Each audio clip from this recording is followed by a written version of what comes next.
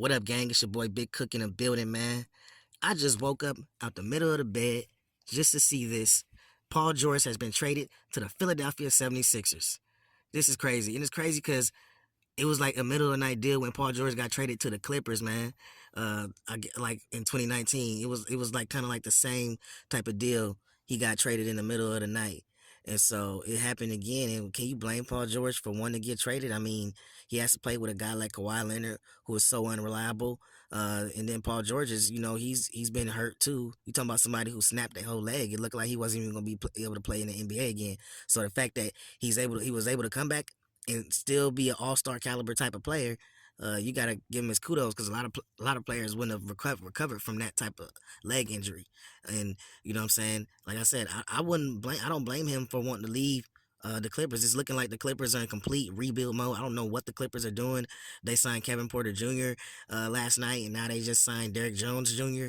And so it's looking like they're trying to, in complete rebuild mode. They still got Kawhi Leonard. The Clippers, man, I don't know, man. They got to get some pieces, man, because it's looking like they're not going to be, very competitive next year, in my opinion. But the 76ers, I got them as one of the top. They're absolutely a top three team in the East. If you're talking about Boston, you got to put them right behind Boston and New York. You know what I'm saying? Matter of fact, I'm putting them ahead of New York because even though I do like what New York did, when you stack it up, player by player, Embiid, Randall, okay, Philly got that with Embiid. You got Bridges and PG. In my opinion, I think it's kind of like an even thing. Even though Bridges is younger, and PG is he's a great defender too. He's a three-level scorer.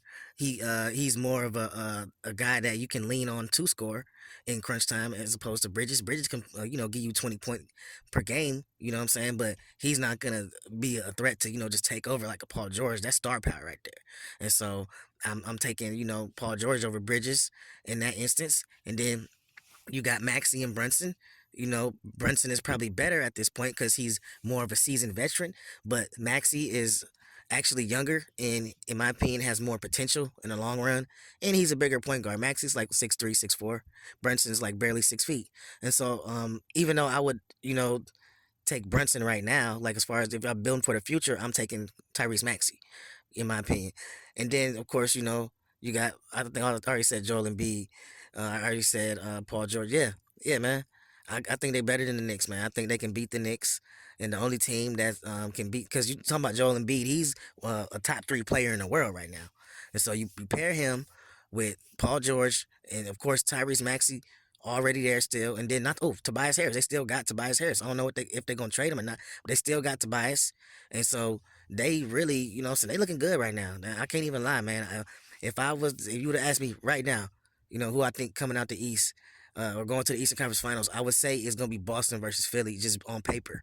Just on paper, though, man. I like New York, but it's just something about New York. I can't trust them, and I just can't trust the Knicks. Oh no, I don't trust New York. Period.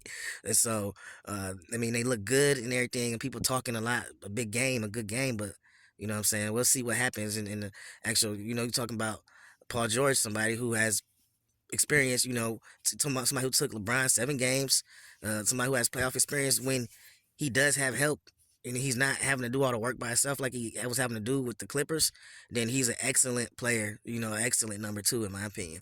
But man, I feel like Philly won this trade. Daryl Morey, he pulled it off, man. Daryl Morey, man, son of a gun, man. He's a great GM. He's a great GM. If I'm the Philly fans, I'm excited about next year.